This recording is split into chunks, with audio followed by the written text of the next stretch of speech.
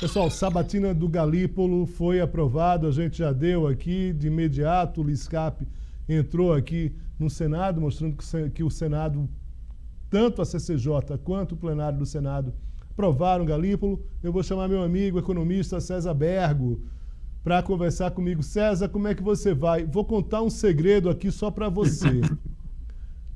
Hoje de manhã eu já acordei feliz, porque você dá uma olhada ali e meio que já projeta o que é que você vai fazer ao longo do dia. E tinha claramente a sabatina do Galípolo. Eu disse, pronto, hoje eu vou encontrar, mesmo que por vídeo, o meu amigo César Bergo. Como é que você vai, César?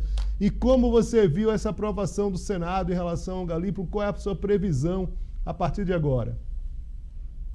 Na verdade, Léo, é um prazer estar com você aí, não tenha dúvida, né?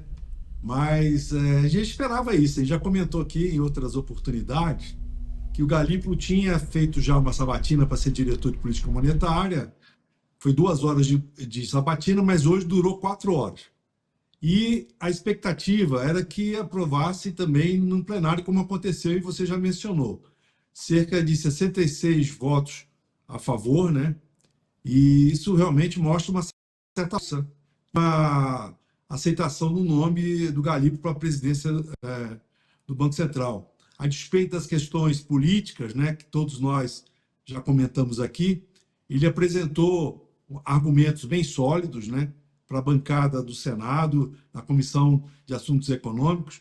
Isso acabou favorecendo muito a facilitação da aprovação do nome dele também no plenário. Então, a perspectiva é de que, obviamente, nós temos essa questão da taxa de juros até o final do ano vai continuar subindo, provavelmente, segundo a nossa análise, vai chegar acima de 11 pontos, vai ficar em torno de 11,75.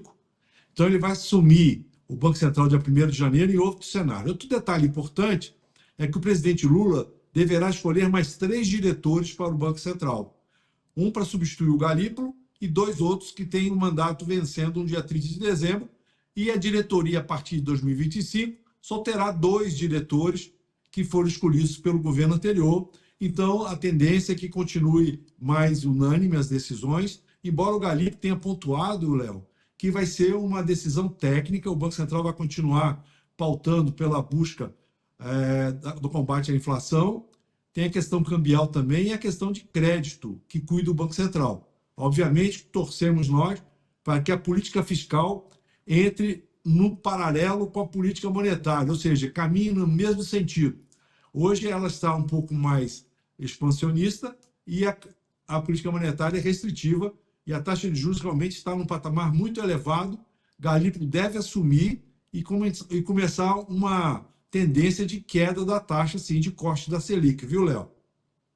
César, vamos ouvir um trecho de algumas declarações do Galípolo nesse primeiro sobre a autonomia do Banco Central. Vamos lá. A gente precisa reexplicar a ideia de autonomia do Banco Central. Porque eu acho que existe uma ideia na polarização ou no debate de autonomia, onde muitas vezes quem está defendendo está apresentando uma coisa e quem está contra está falando de outra coisa. Se a gente pegar a literatura essencial sobre a autonomia do Banco Central, os cânones do tema vão dizer: o Banco Central tem autonomia operacional para buscar as metas que foram estabelecidas pelo poder democraticamente eleito.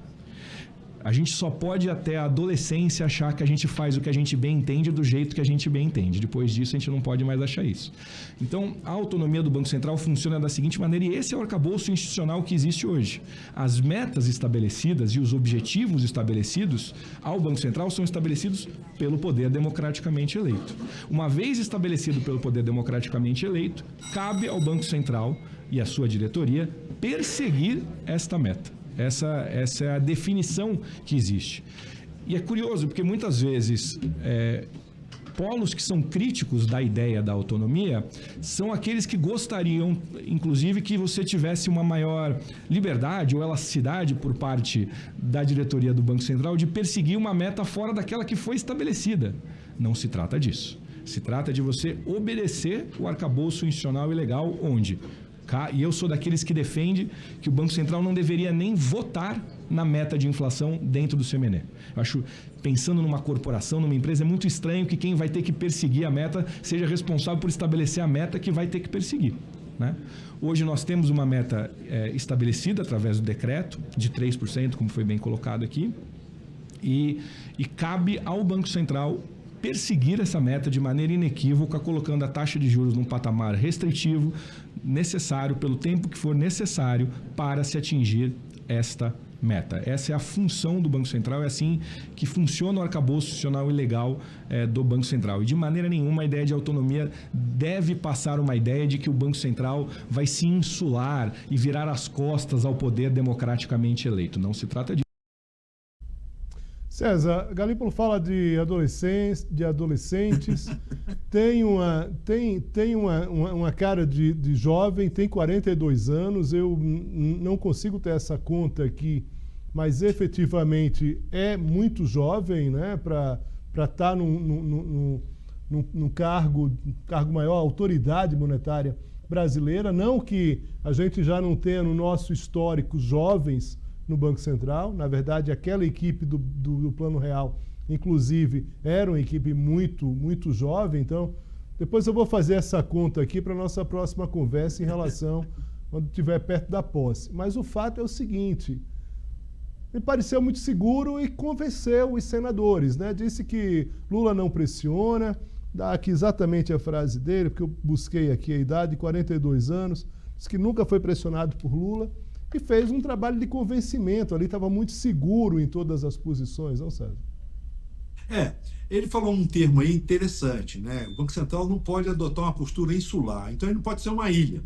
Ele realmente está inserido num contexto econômico, ele tem que realmente apreciar os indicadores e realmente tecnicamente decidir o que vai pela política monetária. Agora, outro detalhe importante é que ele está falando da autonomia, mas o que está sendo votado lá no Congresso é a questão da autonomia técnica, para que o Banco Central possa escolher suas estruturas.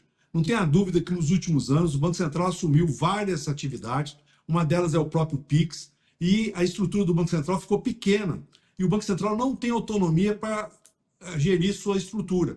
Então, o que ele está defendendo é que o Banco Central tem essa autonomia também de não só com relação à política monetária, que a gente chama da independência do Banco Central, né? Isso já está votado e é decidido, tem a questão também técnica. O Banco Central ele tem um orçamento amarrado ao da União, então ele tem técnicos e existe uma proposta no Congresso de transformar o Banco Central numa empresa pública, né? Se isso é bom ou não, obviamente os nossos congressistas vão analisar.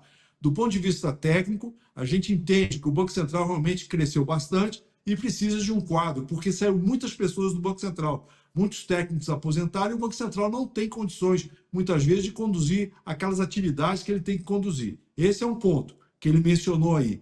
E tocante ao futuro, não tenha dúvida de que outro fato importante é ele estar sentado no comitê do Conselho Monetário Nacional decidindo a meta de inflação, que eu também acho que não seria conveniente. Ele vai ter que perseguir a meta e realmente ele decide. É realmente um contrassenso. Isso ele coloca também e parece que vai ser discutido. Agora, de todo modo, ele colocou-se como um técnico, uma pessoa obediente às questões da democracia, e o Banco Central ele fica dessa forma, independente, autônomo, e fortalece realmente no cenário internacional e interno a questão da política monetária. Não tenha dúvida, Léo. Bem, César Bergo, muito obrigado pela presença aqui mais uma vez. Mais uma vez é uma felicidade tê-lo aqui com a gente, pela simpatia, pelas explicações claras. Bom trabalho para você. Tá, disponha sempre. Um grande abraço aí. Tudo de bom, Léo.